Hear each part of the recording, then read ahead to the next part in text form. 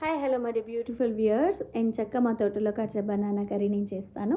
మీరు ఈ స్టోరీ వినేసేయండి. ఒకసారి ఒక పేద రైతు బీర్బల్ దగ్గరికి వచ్చి, నా వంకాయలు అంతకుముందు చాలా అమ్ముడుపోయేవండి, ఇప్పుడు మాత్రం ఎవరు కొనట్లేదు, మార్కెట్లో చాలా వెరైటీస్ ఆఫ్ వెజిటేబుల్స్ వచ్చేసి నా వంకాయలకి అసలు గిరాకే లేదు, నా ఫ్యామిలీ అంతటికీ చాలా కష్టం అవుతుంది, మాకు డైలీ ఫుడ్కి కూడా ప్రాబ్లం అవుతుందని చెప్తాడు. అప్పుడు బీర్బల్ పోనీలే పాపం అనేసి ఆయన దగ్గర కొన్ని వంకాయలు తీసుకొని వాళ్ళ భార్య దగ్గర చాలా టేస్టీగా వండిస్తాడు. ఆ టేస్టీ కర్రీని అక్బర్ దగ్గరికి తీసుకువెళ్ళి, అక్బర్ మహారాజా, ఈ వంకాయ అన్నిట్లో కన్నా చాలా ప్రీమియం వెజిటేబుల్, అన్ని వంకాయలాగా కాదు, ఇది ఒకసారి టేస్ట్ చేయండి అని చెప్తాడు. సో అక్బర్ ఆ వంకాయ కర్రీ తిని చాలా బాగుంది, ఇది చాలా చాలా బాగుంది అని ఎవరైతే ఆ రైతు ఉంటాడు కదా, పేద రైతు దగ్గరికి వెళ్ళి ఒక మంచి లంసమ్ అమౌంట్ని ఇచ్చి ఆ వంకాయలు కొనుక్కోవాలనుకుంటాడు.